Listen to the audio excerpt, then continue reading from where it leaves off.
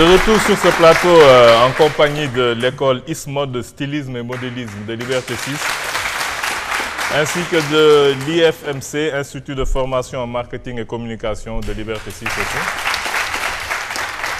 Donc nous revenons sur ce plateau avec le professeur Abdoul Kane ainsi que Adiouza. Nous allons tout de suite passer au recueil de nouvelles du professeur Abdoul Kane, La vie sur un fil, nouvelles de mon hôpital.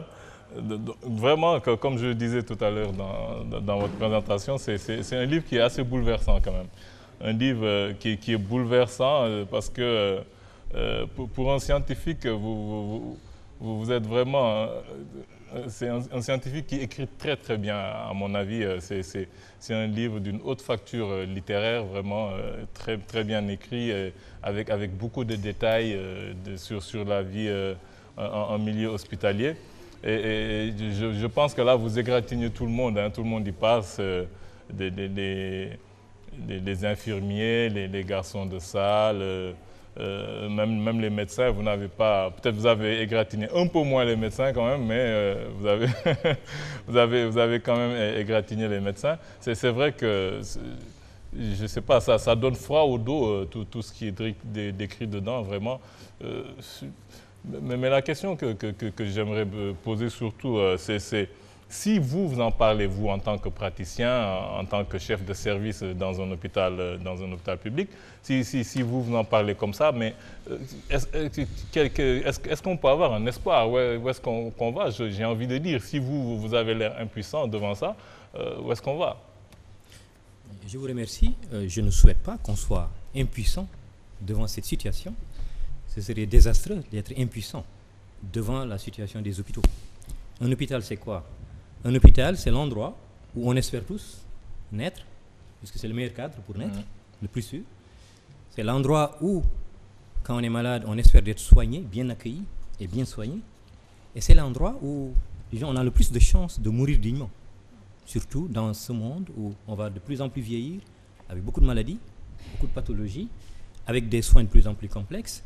Et c'est entouré, certes, de sa famille, mais aussi de professionnels de la santé, aguerris non seulement à l'expertise médicale, mais aussi à une vraie vision humaniste des soins, que nous pouvons espérer avoir cette vie et cette mort-là digne.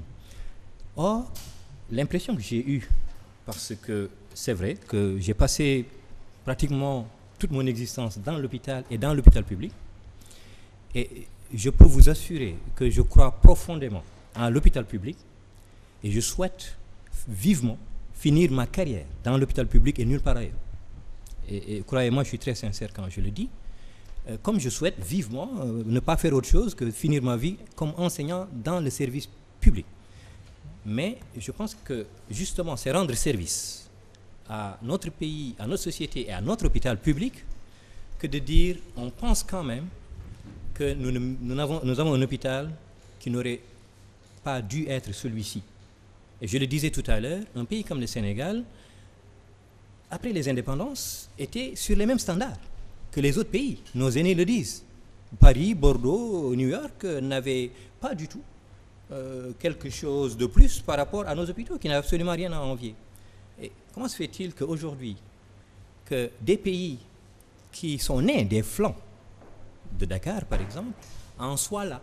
Comment se fait-il que moi, qui forme beaucoup de jeunes collègues maghrébins, j'en sois réduit à leur envoyer certaines de mes malades complexes parce qu'ils ont été, pense-t-il, bien formés à Dakar, mais ils sont allés chez eux retrouver un environnement qui est plus propice. Alors, c'est justement un cri du cœur pour moi, qui part évidemment d'une indignation, mais il m'a paru important que ce soit nous qui en parlions, parce que les malades en parlent, parce que je sais que les Sénégalais ou les Africains se plaignent beaucoup de leurs hôpitaux, même les pouvoirs publics savent que ce n'est pas tout à fait ce qu'il faut, mais je pense que la vision des praticiens et des soignants que nous sommes est importante. Mais elle dépasse un peu cette vision corporatiste, et elle doit être justement une vision qui dit, ça fait mal, c'est une indignation, mais c'est une indignation qui doit produire plutôt un effet positif. Vous avez été assez prudent quand même en choisissant les nouvelles.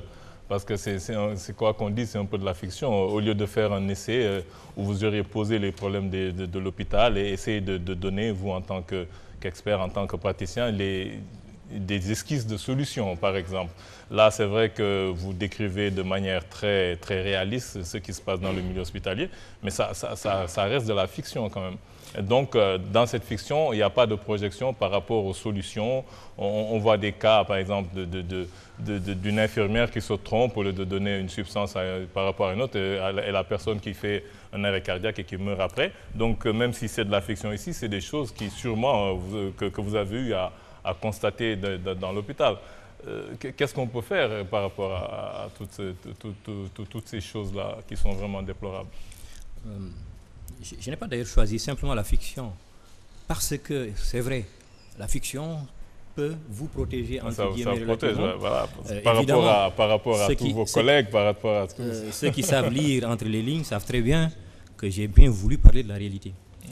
J'ai choisi la fiction parce que c'est vrai, je peux toujours dire non. Ce n'est pas l'hôpital ni du Sénégal, ni de nulle part en Afrique, c'est l'hôpital de Ndoumbélane. Et Ndoumbélane, on sait tous que ça n'appartient absolument à personne, même si vous le savez tous, Leuk et Bouki ressemblent quand même par endroits à beaucoup de personnes que vous et moi connaissions. Mais j'ai choisi la fiction, en vérité, parce que si vous l'avez lu, l'introduction de cet ouvrage, vous verrez que je suis parti sur l'essai, où je me suis même un peu passionné. Oui, là, ouais. Mais c'est une sorte de manifeste pour moi pour dire voilà ce que je pense de l'hôpital public. L'hôpital que j'aime, moi, c'est un hôpital où c'est vrai, on propose des solutions managériales, mais on revient sur ce qui est fondamental pour une société et aussi pour un hôpital, c'est l'éthique et l'équité. Si vous ratez ça, vous ne pouvez pas construire un hôpital parce qu'en réalité, historiquement, un hôpital a été créé d'abord pour assister les pauvres. Il y a plus d'un siècle, on a créé l'hôpital alors que la médecine était loin d'être avancée. C'était des sortes de mouroirs parce qu'on n'avait pas la technicité que nous avions. C'était pour accompagner notamment les plus pauvres. Aujourd'hui, tout le monde se retrouve dans l'hôpital parce qu'on a les deux. L'humanisme, ou on peut avoir les deux, l'humanisme et la technique. Si vous ratez l'un ou l'autre, vous avez des problèmes. Et dans cet ouvrage, j'ai voulu dire qu'on s'est réveillé un jour dans nos pays africains, inspirés en cela peut-être par quelques bailleurs qui nous ont dit secteurs sociaux, c'est pas productif. Hôpital, éducation. Et que s'est-il donc passé? Les standards ou les acquis que nous avions, nous l'avons perdu. Je crains qu'on ait du mal à repartir sur notre éducation. Et je crains que si on continue comme ça, nous allons tuer notre hôpital public. Donc, la fiction, pourquoi? Je n'ai pas voulu justement rester sur les grandes prescriptions éthiques. Pourquoi? La Constitution du Sénégal nous dit le droit à la santé à tout le monde. Vous savez tous que vous n'êtes pas du tout égaux devant la santé. La Déclaration universelle des droits de l'homme, en son article 25, nous dit exactement la même chose. La religion nous dit soyez égaux. Mais et la charte du malade que j'ai souvent citée pour annoncer certains chapitres nous dit aussi le malade a des droits. Et on nous a même demandé dans les hôpitaux publics de coller cette charte devant la porte pour que nul n'en ignore. Et que s'est-il donc passé? Parce que vraiment, c'est une charte qui est piétinée vraiment tout le temps au niveau... Les malades, savez-vous, et je le dis, et si aujourd'hui une autorité m'entend, je lui demanderai une seule chose pour qu'il me prouve son engagement. Qu'il sache que des malades sont séquestrés dans les hôpitaux publics parce qu'ils ne savent pas payer. Nous tous, à longueur de journée, nous disons attention, telle personne a été emprisonnée, on n'a pas le droit. Les droits de l'homiste s'inquiètent, et je crois qu'ils ont raison de s'inquiéter, mais je suis en train de vous dire que régulièrement, un pauvre paysan, comme je l'ai dit, qui a mangé sa dernière graine depuis fort longtemps, ou un ouvrier de l'autre côté est arrivé là et s'est retrouvé dans l'urgence, on l'a soigné, il doit payer 700 000 francs. Il ne peut pas payer 700 000 francs et on lui dit vous ne sortez pas. Ce n'est pas du tout un phénomène marginal, anecdotique, c'est une réalité. Et c'est pourquoi j'ai choisi la fiction. J'ai choisi la fiction pour dire que finalement, nous avons des prescriptions éthiques, nous sommes tous croyants, nous avons tous cette morale-là, mais comment se fait-il que cette société-là ait sécrété un hôpital pareil? Tout à fait. Et c'est ça l'ouverture dont je parlais tout à l'heure. Je parle de l'hôpital, mais ce que notre hôpital est devenu, évidemment, c'est aussi ce que notre société est devenue. Elle est profondément inégalitaire. Et c'est pour ça que j'ai choisi la fiction. Donc qu'est-ce que vous pensez un peu des promesses du nouveau régime concernant la couverture médicale universelle? Est-ce que vous pensez que c'est ce qui va régler le problème un peu de l'hôpital? Je pense que la couverture maladie universelle est une mesure importante, incontournable. Aujourd'hui, si on veut avoir un service hospitalier digne de ce nom et des soins de santé les plus égalitaires, le principe est simple. Ceux qui ont les moyens doivent redistribuer pour les autres. Les sociétés qui ont réussi, ce sont des sociétés qui ont su trouver le juste équilibre entre les intérêts de l'individu et les intérêts de la société. Tout à fait. Et donc, la couverture procède de cette philosophie-là. Mais il faut qu'on sache que ceux qui ne sont pas malades payent pour ceux qui sont malades. Pour ceux qui sont malades. Ceci est important. Mais cela veut dire aussi qu'il faut qu'on y croit. Il faut qu'on y croit signifie quoi? Signifie qu'aujourd'hui, si vous avez de l'argent à dépenser, dépensez-le déjà pour les indigents. Cela veut dire que le malade qui est séquestré, trouvons déjà des mécanismes pour le régler. Cela veut dire aussi qu'il nous faut aujourd'hui savoir que la couverture maladie, on a beau penser que c'est un très grand projet, je le crois, il faut savoir qu'il faudra être très patient. Il ne va pas échapper à ce que nous disions tout à l'heure. Ça va être un processus qui n'est pas aussi court que ça. C'est un processus qui va nécessiter des réajustements. Et donc, il nous faut, avant cela, à mon avis, ou pendant que nous déroulons cela, travailler sur des solutions. Vous m'avez dit tout à l'heure qu'il n'y a pas de solution. En fait, il y a des solutions. Je n'ai pas dit qu'il n'y en a pas. J'ai dit que vous ne donnez pas d'esquisse de solution à travers les nouvelles. Les solutions, justement, devraient découler, pour moi, de ce qu'on constate. Si vous avez lu La vie sur un fil, ce que j'ai voulu dire, c'est que l'hôpital est malade de quoi? D'abord de son éthique. L'hôpital est malade également de sa vision managériale. Elle est malade de la corruption. Oui, il est malade de... Tous ces mots, les gens le savent, même à travers les faits qu'on voit tous les jours à travers la presse. Tout à fait. On voit que, voilà, le côté managérial, il y a des tares, le côté même médical, le côté, comme vous avez eu à le dire un peu dans le livre. Mais jusqu'à présent, qu'est-ce qu'on fait? Parce que les gens ont toujours ce genre de problème. À l'accueil, rien qu'à l'accueil, comme vous avez dit dans une des nouvelles, quelqu'un qui vient aux urgences et qui reste là-bas pendant des heures et qui finit par mourir. Alors, ça veut dire que, justement, la solution va être, par exemple, si vous regardez la question de l'accueil, notamment des urgences, où j'ai mis, dans ce que j'ai appelé la fresque du chaos, j'ai dit quelqu'un qui est accidenté de la circulation. Les accidents de la circulation, ou même les urgences, viennent le plus souvent par des véhicules, disons, de fortune. Rarement ambulance. Il faut savoir que la plupart de nos structures hospitalières qui ont peut-être des ambulances, mais très peu ont des ambulances médicalisées. Alors quand vous arrivez à l'hôpital, donc péniblement, après plusieurs heures de retard, parce que c'est le taxi clando ou la charrette qui vous a amené, dans l'hôpital, il vous arrive de perdre 1 ou 2 heures de temps. Parce que, et c'est pourquoi j'ai décrit cette fresque du chaos, où vous avez l'enfant qui a le paludisme ou la méningite, vous avez un ivrogne qui est passé par là, il y a un malade mental qui cherche son chemin, et vous avez, etc.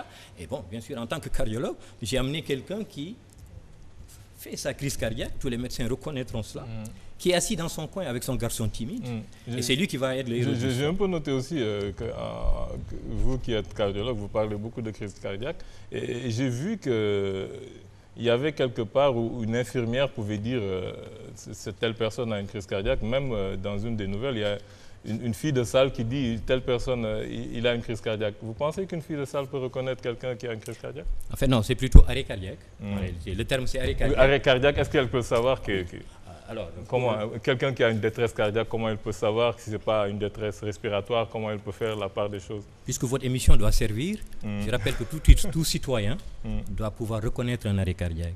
On reconnaît un arrêt cardiaque simplement par ceci. Quelqu'un est tombé, il est inconscient, il ne respire pas. Vous vous approchez de lui, vous voyez qu'il ne respire pas. Vous soulevez sa main, vous rejetez sa main sur sa figure, nous tous nous aurions le réflexe de l'éviter, notre figure.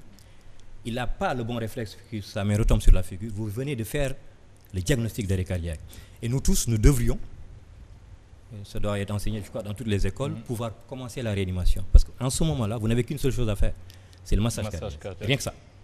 Et après, si vous avez le fameux défibrillateur dont je parle. Donc, effectivement, justement, si un personnel soignant ne sait pas reconnaître un arrêt cardiaque, c'est un problème, parce que je vous précise que dans les dancing, dans les aéroports, dans beaucoup de pays, vous êtes gérant d'un dancing, vous êtes tenu non seulement de reconnaître un arrêt cardiaque, mais de commencer la réanimation. En tant que profane, comment est-ce qu'on peut faire la différence entre un AVC, un arrêt cardiaque, une rupture d'anévrisme, des trucs comme ça? Est-ce que ce n'est pas toujours les mêmes... L'arrêt cardiaque, c'est l'aboutissement possible de tout cela.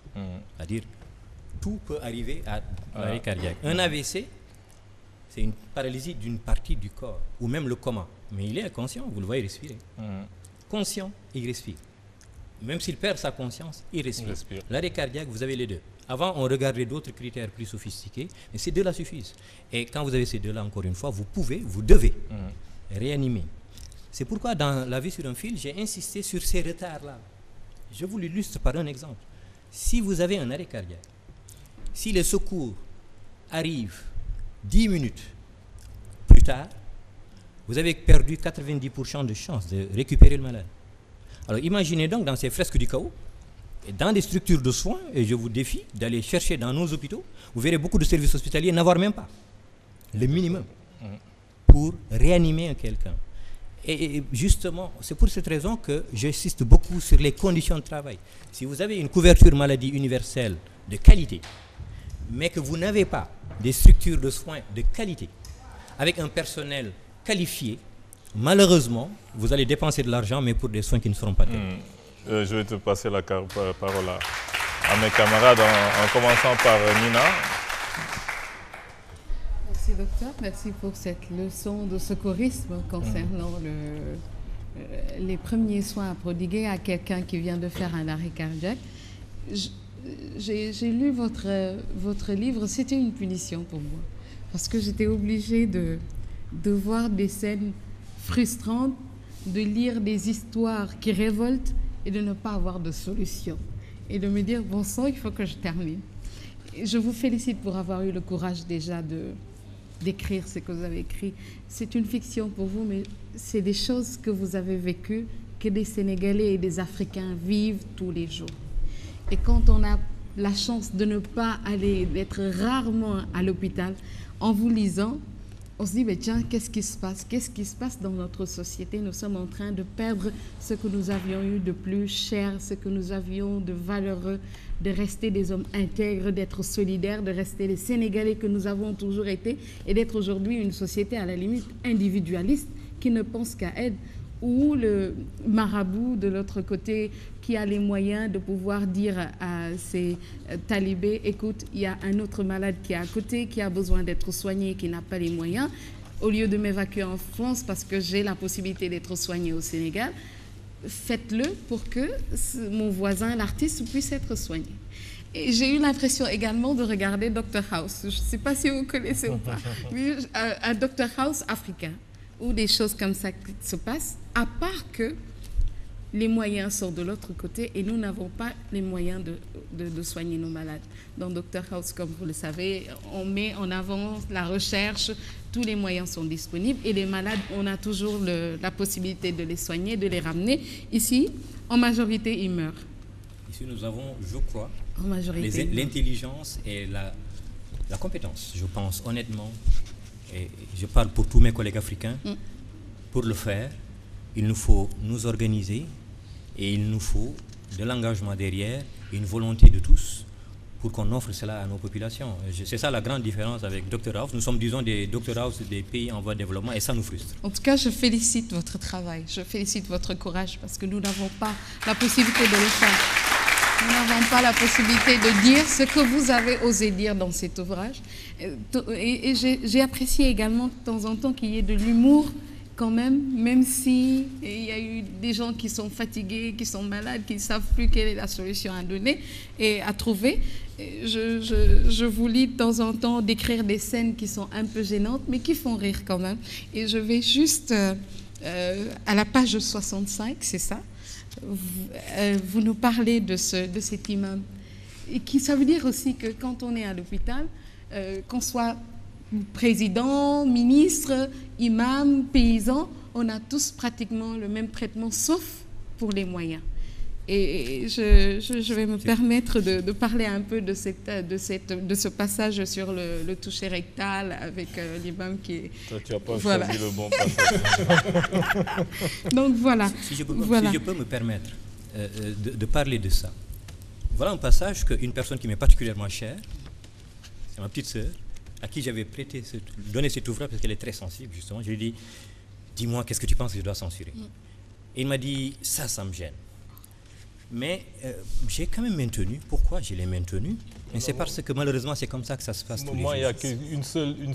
C'est comme ça que ça se passe tout le temps. Il y a seulement 3 mots qui m'ont dérangé peut-être au niveau de cette scène-là. C'est le vieil imam. Ça aurait pu être quelqu'un d'autre. Pourquoi vous avez voulu en faire un imam? Mais j'insiste encore sur cette notion. C'est parce que c'est comme ça que ça se passe. Quand on dit humaniser les hôpitaux, dans l'évolution des hôpitaux modernes, humaniser les hôpitaux. Humaniser les hôpitaux, c'est bien sûr l'accueil, c'est l'écoute, c'est l'empathie, la compassion, c'est-à-dire le malade le prendre exactement comme un être fraternel et tisser ce lien avec lui, mais sur un pied d'égalité. Ce n'est ni de la chosification, ni une distanciation. C'est ça, humaniser les hôpitaux. Mais humaniser les hôpitaux, c'est aussi les mettre dans un cadre où vous pouvez exprimer cet humanisme-là. Et vous verrez que ces grandes salles communes de l'époque coloniale ont complètement disparu dans tous les pays qui ont pensé que humaniser les hôpitaux, ça ne peut pas se faire. Dans ces grandes salles, vous avez 15 malades ici, 15 autres, où vous avez la femme, c'est les femmes qui sont généralement celles qui accompagnent, et vous interrogez l'imam, et vous savez, un médecin, quand il interroge, il doit avoir toutes les informations. L'intimité des gens est importante. Il doit examiner la personne.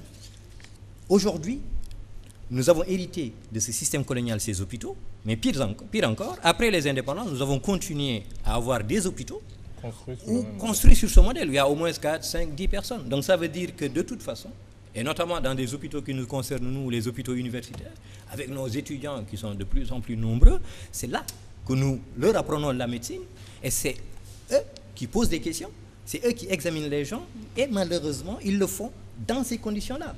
Donc, vous avez bien fait de dire que je vous ai un tout petit peu frustré et choqué. Je mentirais si je vous disais que ce n'est pas ce que je cherchais. Mais, encore une fois, ce que je cherche surtout, c'est que ça éveille quelque chose en nous et qu'on sache que c'est comme ça que ça dans le passé. C'est vrai, on écrit une fiction pour rester dans la fiction, mais je voudrais surtout qu'on fasse de vrais rapprochements entre la fiction et la réalité qui est très, très, très dur.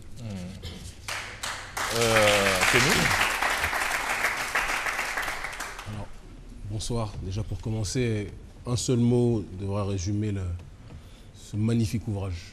C'est pas simplement bouleversant, c'est, je pense, c'est terrorisant, c'est terrifiant, excusez-moi, compte tenu du fait que vous ouvrez la fenêtre d'une réalité hospitalière que beaucoup vivent et dont très peu peuvent parler. Beaucoup de gens meurent dans ce pays parce qu'ils n'ont pas suffisamment de moyens pour se soigner.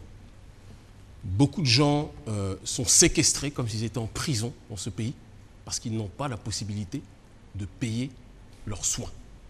Beaucoup de gens tentent de dénoncer cela sans avoir la possibilité d'avoir la voix pour le faire. Vous faites partie du corps médical et vous avez fait un sacrifice parce que ça va vous causer des problèmes, il faut être objectif, en ayant la possibilité, en ayant surtout le courage de mettre la lumière sur ce que je considère comme le transfert du sermon d'Hippocrate au sermon d'Hypocrite, si on devait faire une synthèse de cette façon. Parce que c'est ce qui se passe aujourd'hui, c'est-à-dire que le milieu médical qui était censé soigner, aider, est devenu le royaume du milieu financier, où les administrateurs, mais aussi des médecins, parfois, malheureusement, trahissent leur mission, trahissent leurs objectifs. Les infirmières, vous en avez parlé, dans des passages qui ont alerté notre attention, notamment celle de Alioune. Mais pour rester dans le vif du sujet, pour rester sérieux, le problème principal de cet ouvrage, qui, je le dis, je le répète, est à conseiller à tous et à toutes, véritablement, c'est que, comme l'ont dit mes collègues, mes camarades, non seulement vous ne présentez pas forcément de solution, mais surtout, on a l'impression que vous allez presque à la limite de la réponse. Vous la touchez, vous la frôlez, mais vous ne voulez pas non plus dire simplement qu'on est dans un monde aujourd'hui où le mondialisme a aussi gangréné véritablement le milieu médical et où, comme vous l'avez dit il y a quelques minutes, on adapte un système exogène, un système médical exogène à des réalités qui sont complètement extérieures. Quand on regarde la Chine, sans tourner le dos à la modernité, a développé la médecine traditionnelle à un degré qu'on ne peut pas imaginer. Aujourd'hui, on a des gens qui viennent du jour au lendemain, vous en parlez parfois même dans l'ouvrage, de manière magnifique, qui se déclarent, qui se présentent guérisseurs, avec des dons qui leur seraient apparus. Bon, malheureusement, les soins, eux, ne sont pas apparus et le résultat n'a pas été positif.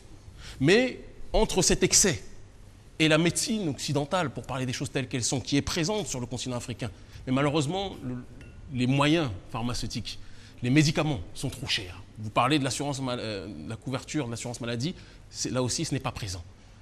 Pourquoi ne pas songer à mettre l'accent, vous qui êtes un médecin dont la voix porte, à mettre l'accent sur la formation d'une médecine traditionnelle, endogène, parce qu'on part du principe que si Dieu nous a mis, quelle que soit notre religion d'ailleurs, je tiens à le préciser, si Dieu nous a mis sur cette terre, tous les éléments sont dans notre environnement pour nous soigner. Et à l'âge d'or même de la religion, on est dans un pays majoritairement musulman, mais je n'oublie pas mes frères chrétiens et autres, mais à l'âge d'or de la religion, de la période musulmane, on va dire, il y avait des grands scientifiques qui étaient aussi des grands penseurs musulmans en tant que tels, mais qui avaient cette capacité à développer, à pousser les limites de l'efficacité sur le terrain de la médecine. Pourquoi ne pas rester sur le terrain traditionnel et travailler de fond en comble cette question pour ne pas être dépendant d'une médecine qui nous snobe avec des médicaments parfois même avariés, périmés, que l'on nous vend? Voilà ma question. C'est une grande question et je vous remercie de la poser. Vous verrez que je serai peut-être dans un registre un peu différent. Je fais partie de ceux qui croient. Moi, je suis un Africain, un Sénégalais. Je peux vous garantir que j'ai grandi dans tout le Sénégal et je me revendique africain. J'ai passé mon temps à circuler et je suis heureux de l'être. Je pense qu'il y a une chose qui est universelle dont nous devons tous nous approprier, et c'est la science. Et la science a eu du temps à se construire. Et cette science s'est construite avec nous tous. Quand je dis nous tous, c'est tout l'universel qui l'a construit. Les Africains ont participé à la construction d'une très grande et vertueuse médecine. L'Égypte ancienne en est un parfait exemple. Le monde arabo-musulman, Avicenne, Ibn el-Nafis, sont des exemples patents. La civilisation hellénique et le monde occidental aussi. Donc c'est quelque chose d'universel. Mais je pense que aujourd'hui, ce qui me paraît important, et c'est vrai pour tout le reste d'ailleurs, il faut qu'on capitalise tout cela et qu'on avance. La médecine traditionnelle, je vais vous dire tout de suite que je ne connais pas, moi, de médecine traditionnelle. Je vais peut-être vous surprendre. Ce que je connais, c'est une médecine rationnelle. Je vais aussi peut-être vous surprendre en disant que ne cherchez pas toujours la médecine rationnelle chez nous autres, les professeurs. C'est pourquoi j'ai parlé de mon collègue, grand professeur, s'il en est, qui vous sort un diagnostic qui n'existe que pas dans son imagination, mais c'est des vieux diagnostics d'il y a 1 ou 2 siècles. C'est aussi comme ça que la science, que nous, officiels de la science, nous fonctionnons souvent. Et vous savez que toutes les connaissances scientifiques se sont développées parce qu'un esprit brillant, qui s'appelle Galilée, Copernic, et souvent, irrédentiste, se dit non, c'est pas comme ça que les choses sont. Et la médecine n'a fait que ça. Et si on en arrive là aujourd'hui, il ne faut pas nous ramener en arrière. La médecine de nos grands-pères. Est-ce que c'est être ramené en arrière parfois? Justement, j'y viens. C'est pas ça la question. Non, je vous comprends. Non, je ne suis pas en train de dire que c'est ça le sens de sa question. Il a parfaitement raison de le dire. Ce que je suis en train de dire, c'est que nous, Africains, nous avons notre contribution. Et c'est en cela que je le rejoins. Notre contribution, c'est dans notre environnement, nous. Quels sont les éléments de notre pharmacopée ou de notre environnement qui peuvent servir la médecine pour l'Afrique et de l'humanité, puisqu'il n'y aura pas de toute façon d'une médecine que pour les Africains. Mais il ne faut pas que ça soit sur la chose affective, que c'est nos fameux Bakoumam.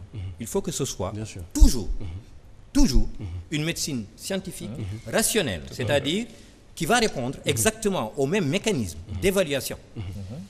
Et si j'en viens donc à répondre à ce que vous dites, vous avez parfaitement raison. Et ça nous ramène à la culture de l'évaluation. Il faut qu'on évalue ce que nous appelons une médecine traditionnelle, mais il faut également qu'on évalue nous. Moi, professeur, je ne suis plus évalué du tout parce qu'il se trouve que je suis professeur. Et ça veut dire que jusqu'à ma retraite, je ne suis pas évalué. Et ce qui fait que mon collègue là, arrivé à un certain niveau, commençant à penser à sa dépense quotidienne, ne plus progresser, en fait. on peut ne plus progresser. Je crois que dans toutes les cultures du monde, là où il n'y a pas d'évaluation, là où on ne challenge pas les gens, là où on ne se remet pas en question, c'est ce que je disais tout à l'heure quand on parlait de la question de nos pays de façon générale. On est parti sur des vieux acquis, on a dépassé ces notions-là et on n'a pas pu se reproduire et une société qui ne se reproduit pas. Pour compléter un peu sa préoccupation, moi aussi, vous avez un peu abordé ça ici, c'est que dans la médecine qu'on appelle moderne, les gens en restent beaucoup au niveau du diagnostic. On reste tellement dans le diagnostic que le thérapeutique à la fin, avant d'en arriver au thérapeutique, la personne est morte depuis longtemps. Parce que rien que ce que vous appelez vous dans votre jargon, la clinique, les gens l'ont perdu. Parce que j'ai vu un peu parce que c'est une préoccupation que j'ai, excusez-moi, depuis longtemps. Et j'ai vu, vous en avez parlé, quelqu'un qui dit, bon, je vais en revenir voilà, à la bonne vieille médecine clinique, comme si ça veut dire qu'il l'a perdu, parce qu'il n'a plus ce qu'il peut appeler le visuel, c'est-à-dire il n'a plus d'analyse, il n'a plus de scanner, il n'a plus d'échographie ou de radio. Donc lorsqu'un médecin n'a plus ça, à la fin il n'est plus médecin, alors que le médecin en tant que tel, c'est quelqu'un qui a son intuition, qu'il ne faut pas oublier, l'intuition du médecin, qui a la clinique, le questionnement. J'ai vu quelque part, vous avez cité quelqu'un qui disait « Demandez à votre patient de vous dire, je ne sais pas de quoi il est malade, parce que quand vous lui posez les questions, il vous dira le diagnostic. » Donc c'est un peu ça que les gens ont perdu en fait. Parce que vous venez à l'hôpital, entre le scanner, entre les analyses qui vont vous coûter des centaines de mille, mais le médecin n'a même pas commencé un début de diagnostic. C'est ce que les gens, par exemple, ont dit que pour me soigner, j'ai besoin de 200 000 francs pour mon enfant parce qu'il me faut un scanner, il me faut faire des analyses. Mais ce qu'on oublie de dire à la personne, c'est que ce n'est pas ça qui va soigner votre enfant. C'est peut-être à partir de là que le médecin va hypothétiquement peut-être vous dire ce que votre enfant a pour essayer de le soigner après. C'est ça qui est dommage. Vous avez raison et ça pose la question de la formation. Je suis enseignant et je dois reconnaître que nous avons encore des choses à faire à ce niveau-là. Ce que vous appelez cette médecine, j'allais dire presque les menus, que nous appellerions nous le jugement clinique, c'est-à-dire cette capacité à interroger la personne, à l'examiner avec sa main et son stéthoscope et dire voilà le diagnostic ou tout au moins voilà les bons examens à faire. Si un médecin ne l'a pas, il ne peut pas être un bon médecin. Non seulement il ne peut pas être un bon médecin, mais c'est un médecin qui va être très coûteux à la société, il va demander 10 000 examens, est dangereux pour la société, parce que si vous demandez 10 examens sans savoir ce que vous en ferez, vous ne saurez de toute façon pas aller au bout du diagnostic. Cela veut dire quoi? Cela veut dire encore une fois, et c'est ça que, puisque vous me parlez des solutions, en fait, ce que moi j'ai voulu dire dans cet ouvrage, c'est les solutions, elles existent. Les solutions, c'est d'abord former les gens. Vous l'avez dit, si vous posez un problème, c'est un peu nous, notre credo de médecin, un bon diagnostic, c'est déjà le bon traitement. Si vous dites que la marâtre, cette bonne femme horrible qui ne sait pas parler aux gens, qui insulte tout le monde, après vous voyez les gens qui, je l'ai dit, sont en train d'écouter des chants religieux, mais qui se moquent complètement de vous, la personne humaine, qui donc, j'imagine, n'ont pas bien assimilé leur religion. Cela veut dire, former les gens. Mais formez-les à ces deux choses qui font la médecine. La médecine, encore une fois, c'est panser des plaies, la technique, mais c'est soigner des âmes. Ces deux notions sont fondamentales. Donc, formez les gens sur les sciences humaines et sociales et sur la bonne, vraie médecine, en commençant par ce que vous dites, parce que si vous ratez ça, effectivement, aucun scanner ne viendra à votre secours. Ensuite, il y a d'autres solutions. C'est la question des ressources humaines. Toutes ces personnes qui sont citées dans l'ouvrage et qui sont venues là parce que le cousin politicien, le parent médecin et l'autre qui les a mis là de façon complètement gabegique, ça c'est une solution. Ça veut dire ayons une politique de ressources humaines beaucoup plus clairvoyante qui fait ouvrir une compétition. Lorsque je dis la question des urgences, c'est le chaos, ça veut dire qu'il faut un circuit, une traçabilité des urgences. Et que quiconque vient pour une urgence, quelle qu'elle soit, qu'on puisse dire c'est par là que vous passez. Et je peux vous citer autant d'exemples que j'ai essayé, moi, de mettre ici et là dans cet ouvrage pour dire que la maintenance, Loulou et Badou, ces bricoleurs en diable qui sont arrivés là, et c'est comme ça que ça se passe. Nous avons des machines parfois d'une autre époque, ça veut dire que, et ça plombe dangereusement la question des hôpitaux, vous ne trouverez difficilement quelqu'un formé pour cela, capable de vous réparer votre machine que vous achetez depuis 6 mois. Voilà une solution parce que nous perdons de l'argent, parce que nous avons acheté des scanners parfois à coût de millions, et ces scanners ne marchent pas. Vous connaissez la situation de nos hôpitaux où on se retrouve souvent avec 3 mois, pas de scanner quasiment dans le public, et tout se fait dans le privé. Donc pour moi, c'était un peu poser les diagnostics et entrevoir des solutions. Juste pour terminer,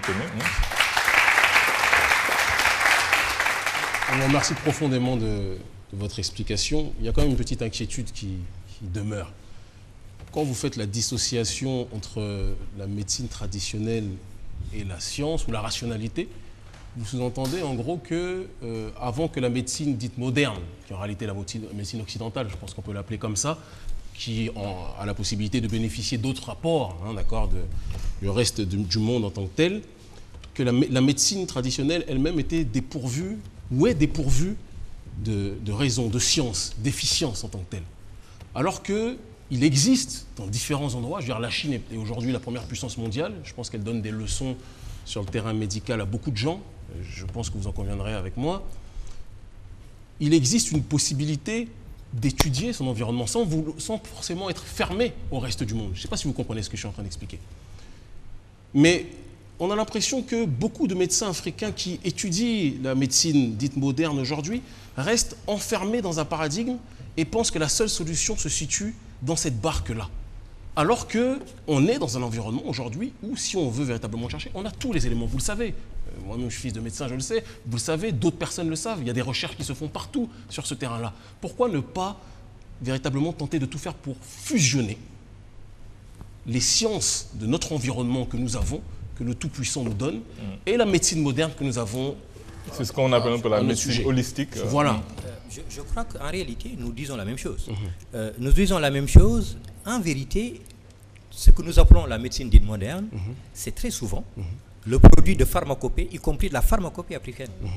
Des industriels d'autres pays viennent parfois nous vendre des produits qui viennent de chez nous. Pour moi, notre contribution à cette médecine universelle, encore une fois, qui doit être rationnelle et scientifique, c'est justement de voir dans notre environnement de ce que nous pouvons puiser pour dire nous fabriquons des choses qui vont soigner des Africains, ce sera peut-être à moindre coût, mais qui vont également permettre d'être exportés. Exactement. Vous aurez créé de l'emploi, vous aurez exporté des choses, vous aurez de la valeur ajoutée pour nos sociétés.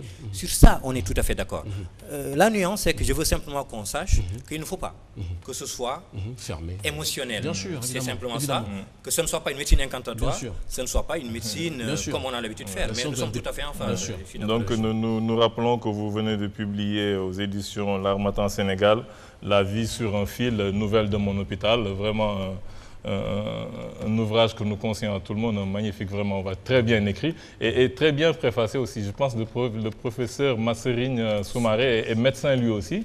Comme quoi, nous avons vraiment de très bons littéraires, parce que sa préface est exceptionnelle, franchement, c'est une très très belle préface. Si vous permettez d'abord lui rendre hommage et vous dire en vérité, c'était une note de lecture que mon ami le professeur Masserigne Soumaré a écrit quasiment au pied levé quand je lui ai donné le manuscrit avant publication, en lui disant s'il te plaît, dis-moi, est-ce que j'ai le droit de le publier ou pas, parce que je me souvenais que jeune étudiant, lui était particulièrement bon en lettres, et puis il me l'a rendu, et quand j'ai lu ces notes de lecture, j'ai dit s'il te plaît, retravaille ça, je te garantis que si je le publie, avant de voir, moi je pensais que c'était forcément un professeur agrégé de lettres qui avait fait cette belle préface. Moi je voulais voir c'était qui ce professeur agrégé de lettres, mais après j'ai vu que c'était un professeur de médecine. C'est un professeur agrégé de maladie infectieuse. Tout à fait. Parce qu'on se rappelle un peu, il y a parmi les aînés, les professeurs comme le professeur Wan qui était d'excellents hommes de lettres, et voilà, c'est vrai que les médecins ont souvent été des hommes de lettres et des philosophes. Mais malheureusement, maintenant, je pense... Aristote en était un autre. Mais malheureusement, maintenant, on voit beaucoup de médecins qui ont du mal à parler trois mots, trois phrases correctes. Et c'est cette dissociation entre la médecine et les sciences humaines qui a fait que la médecine a fondamentalement manqué d'humanité, et ça, c'est un problème. Merci beaucoup donc d'être passé sur ce plateau. Vous allez juste rester avec nous. On va terminer cette émission avec Adiouza. Donc Adiouza, c'est Adi, la fille de Ouza. Oui, c'est Adi plus Ouza, ça te donne Adiouza. Ça donne Adiouza. Donc maintenant, j'ai remarqué que vous êtes moins la fille d'Ouza que Ouza est le père d'Adiouza. Donc les choses ont un peu changé. Vous sortez votre deuxième album, je crois, qui est Limadone, qui est d'abord un très bel album de par la forme. Hein. On a vu que sur la forme, vous avez vraiment mis le paquet. C'est un album avec de belles photos déjà. Et ce qui est rare, ce qu'on reproche souvent aux gens, c'est qu'ils ne mettent pas les paroles des chansons, et vous avez vraiment tenu à mettre toutes les paroles des chansons. C'est aussi, dans le fond, aussi un très bel album, à mon avis. C'est vrai que lorsqu'on a su au début que vous avez fait des études en musique, je pense que vous avez fait des études en ethnomusicologie, je ne sais pas trop ce que ça veut dire, mais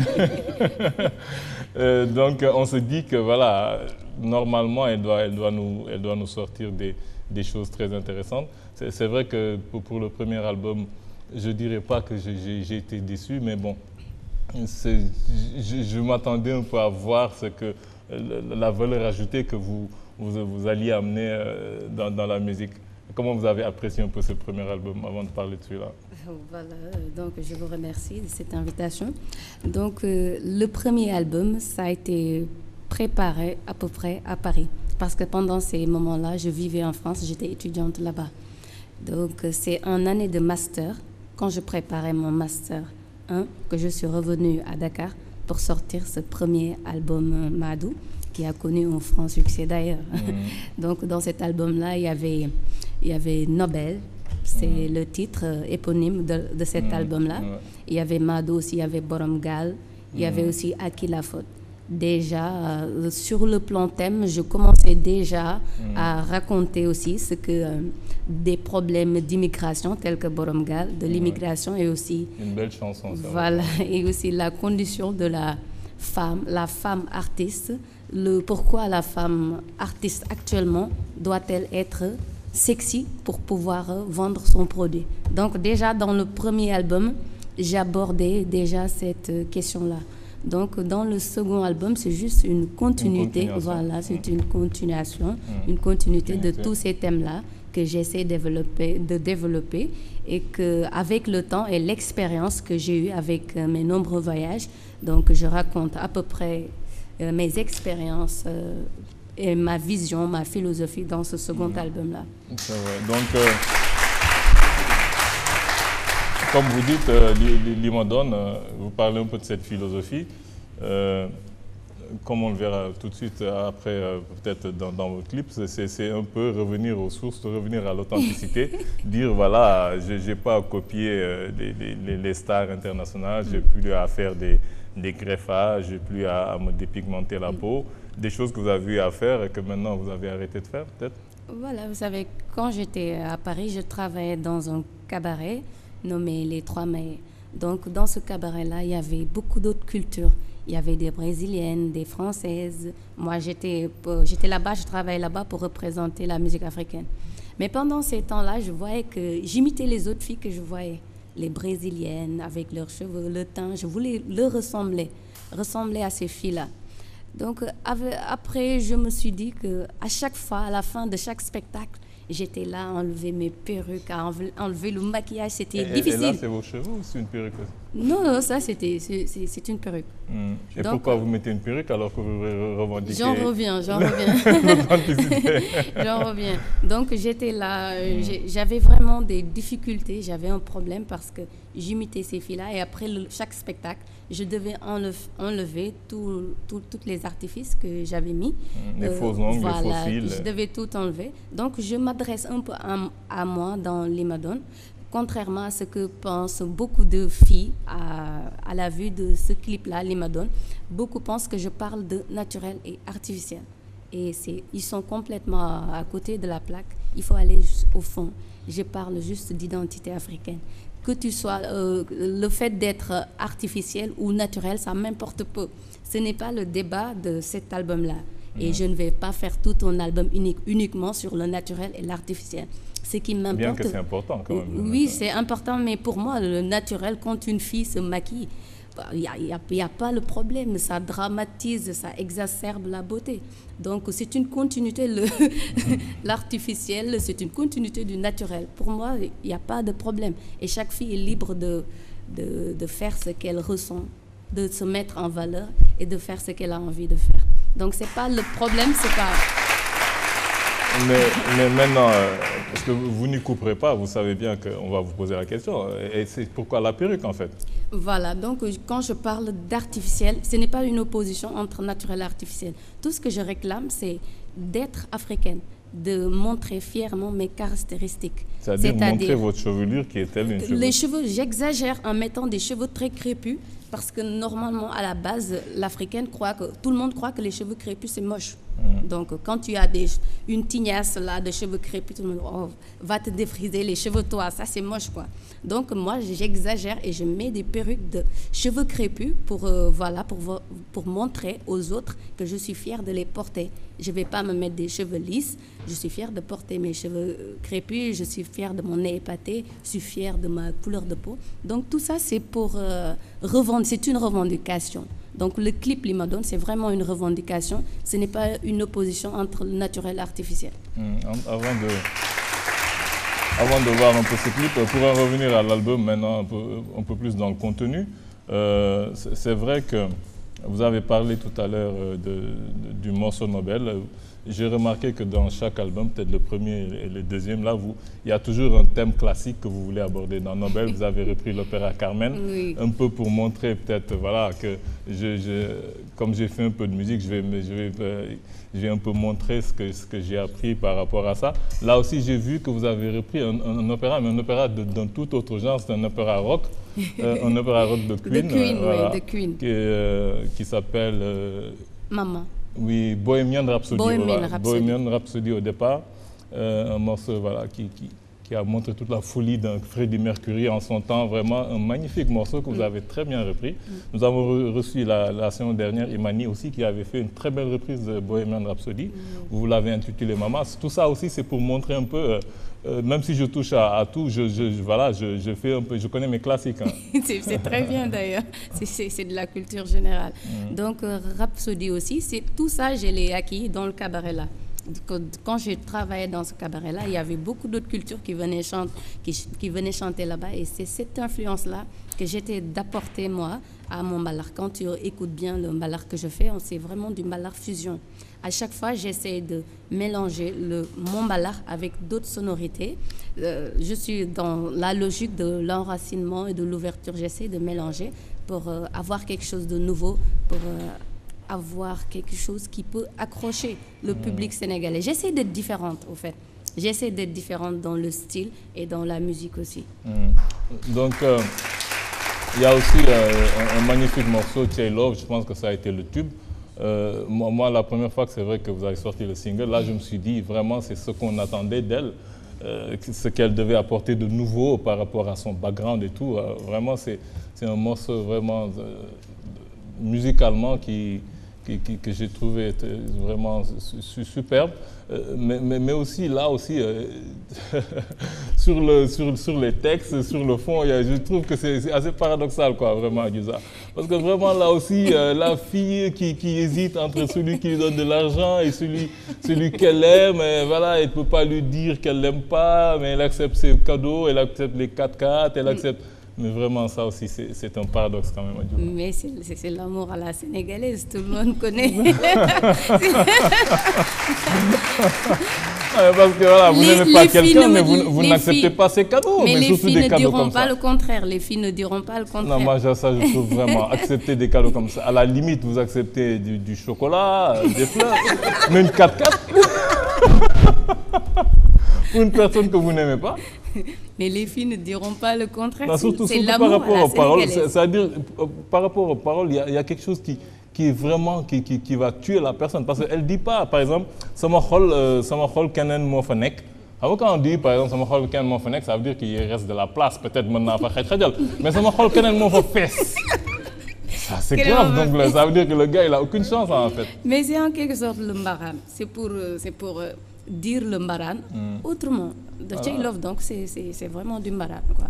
C'est la femme qui est là, qui est partagée entre l'amour, l'homme qui l'aime et l'homme qui lui offre des cadeaux. Elle se trouve des excuses, mais elle se en fait, trouve des excuses parce qu'elle est attirée par le matériel que lui donne l'autre gars. Donc, elle ne sait pas quoi faire. Elle a besoin du matériel et aussi, elle aime le gars. Donc, elle est là, partagée entre les deux. Parce qu'elle croit qu'elle aime le gars. Parce que si elle l'aimait, elle l'aurait suivi, malgré que le fait que, voilà, que peut-être le gars n'avait pas d'argent. Mais bon, ça, c'est une autre histoire. Avant de passer la parole à mes camarades, on va peut-être voir le clip de Limodone qui fait le buzz actuellement. Cécile, dès que c'est prêt.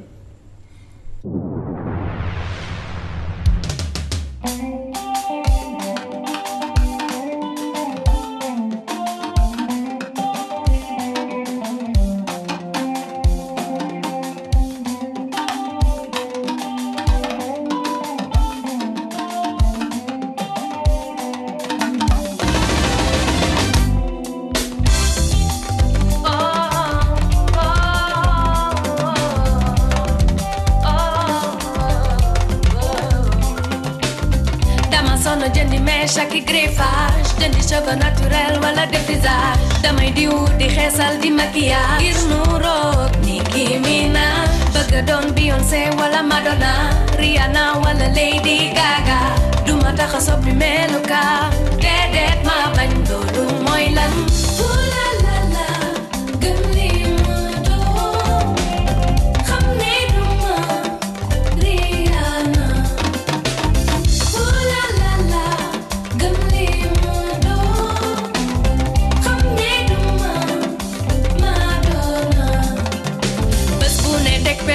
posé xef posé ange posé wetek ci faaru daal di sourire foog ne maa ngi ci biir roy ci boppam du nuroog biir sama cheveux crépus lay ndaamoo sama der wu ñuul laay tiitaroo sama bakkan bi ñëpp di coowoo man moom laay tiitaroo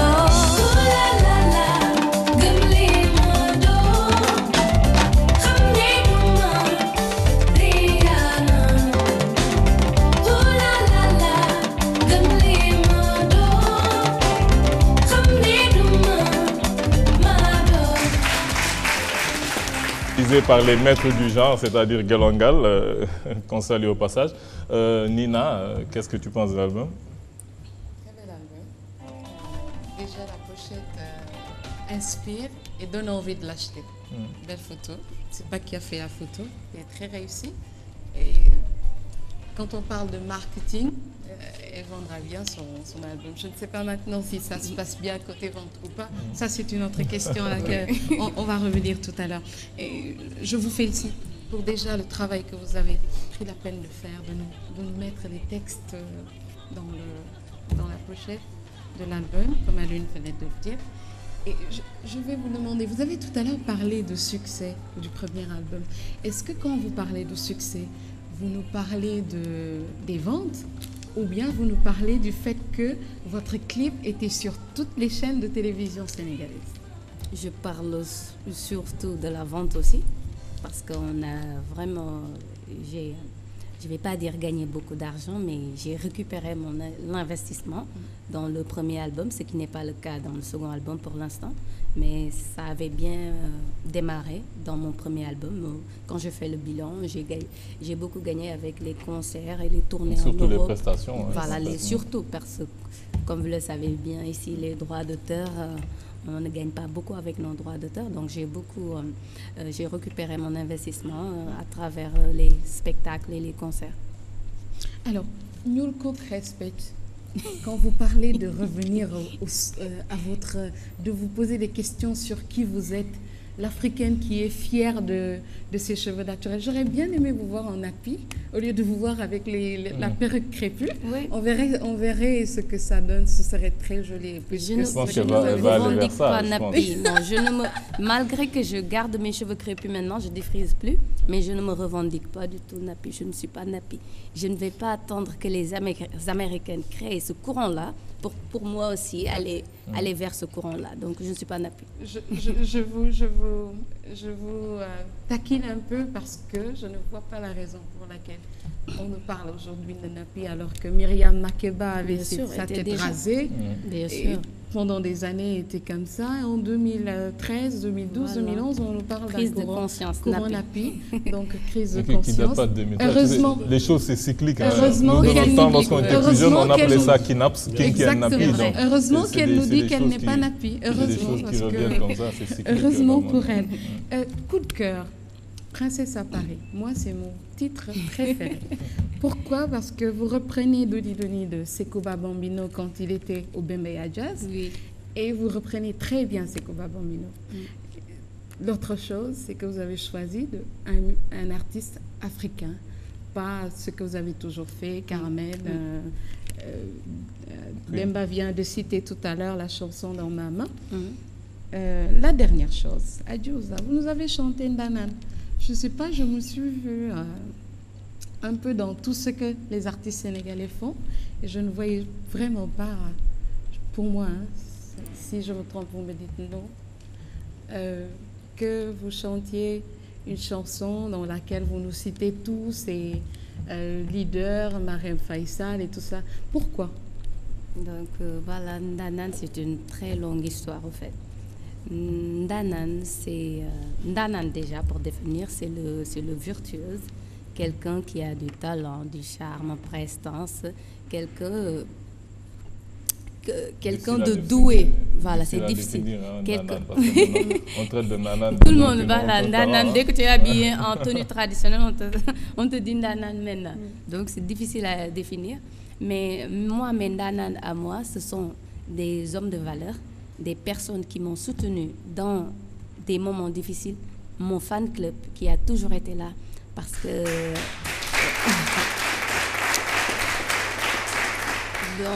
dans les années 2011, vraiment, j'étais vraiment dans la galère. Je n'avais pas de quoi produire mon album, mon second album là. Vous savez que je n'ai pas de producteur, je n'ai pas de label. Donc tout ce que je fais là, je le fais avec mes propres fonds. Donc j'avais du mal à produire cet album-là. J'ai beaucoup voyagé quand même, j'ai beaucoup investi d'argent sur cet album-là. Et pendant ces moments-là, il y avait des gens comme Madame Sall, la femme du maire de Dakar, qui m'invitait des fois pour animer des soirées, qui m'invitait à animer certaines de ces soirées. Donc ça, c'est pour moi, c'est vraiment quelque chose de grandiose qu'elle a fait pour moi, parce que c'était pas évident. En 2011, la situation politique du pays était dans un tel état que voilà, on ne jouait plus, il n'y avait plus de spectacles et tous les artistes galéraient. Ça, les artistes ne me contrediront pas.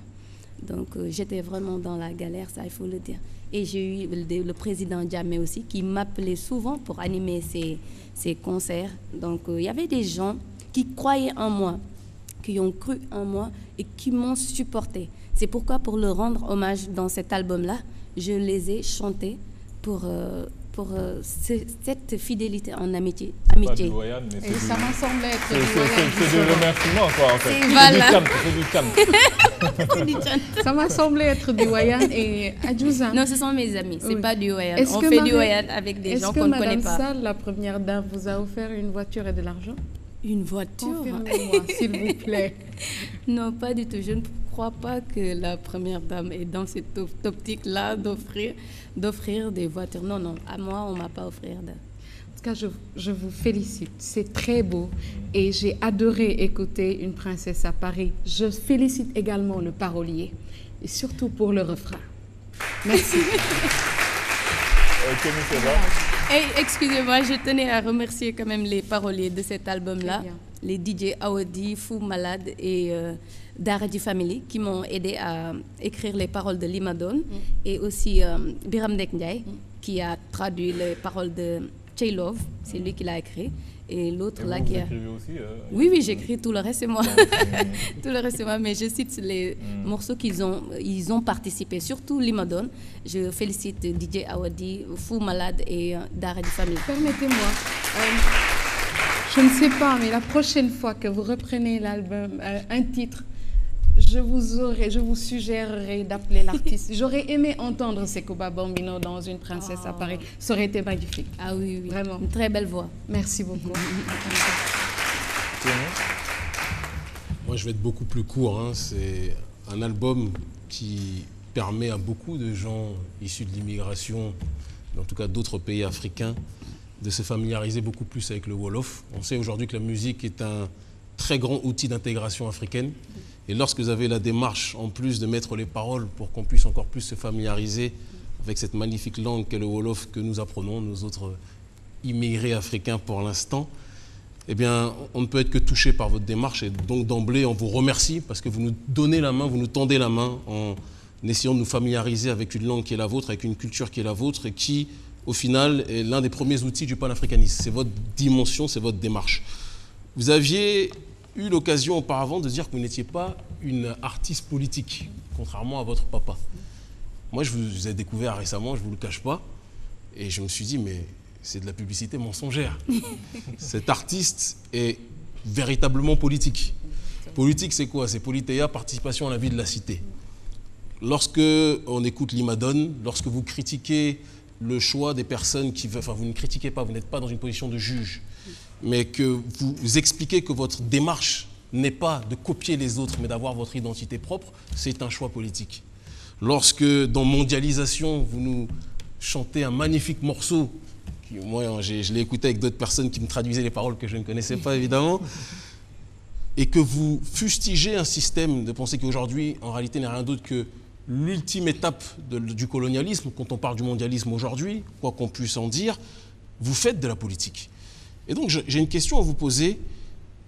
Pour vous, politique, c'est simplement critiquer les gouvernements, c'est critiquer les pouvoirs en place, ou vous comprenez tout de même qu'on peut être politique en donnant son point de vue quotidiennement, comme vous le faites dans de nombreux morceaux de votre album.